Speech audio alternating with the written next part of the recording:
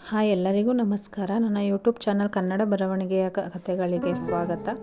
ಮುಂದುವರೆದ ಕಥೆಯ ಭಾಗ. ಆದರೆ 400 ರೂಗಳನ್ನು ಕಟ್ಟುವುದಕ್ಕೂ ಕಷ್ಟ ಆಗುತ್ತಿತ್ತು. ಹೀಗೆ ತುಂಬ ದಿನಗಳು ಕಳೆದವು. ಆ ನಂತರ ಎರಡನೇ ಅಕ್ಕನ ಮದುವೆ ಮಾಡಲು ನಿರ್ಧಾರ ಮಾಡುತ್ತಾರೆ. 2006ರಲ್ಲಿ ಮದುವೆಗೆ ಹಣ ಬೇಕಲ್ಲ, ಒಡವೆ, ಬಟ್ಟೆ, ಮದುವೆ ಖರ್ಚಿಗೆ ಹೇಗೋ ಕಷ್ಟಪಟ್ಟು ಸ್ವಲ್ಪ ಸಾಲ ಮಾಡಿದ ಹಣದಲ್ಲಿ ಒಡವೆ ಮಾಡಿಸುತ್ತಾರೆ. ಮೊದಲನೇ ಅಕ್ಕನಿಗೆ ಮದುವೆ ಸಂದರ್ಭದಲ್ಲಿ ಚಿನ್ನದ ಸರವನ್ನು ಕೊಟ್ಟಿರುವುದಿಲ್ಲ.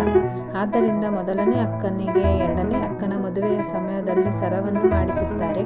ಕಷ್ಟಪಟ್ಟು ಹೇಗೋ ಮದುವೆ ಮುಗಿಸುತ್ತಾರೆ.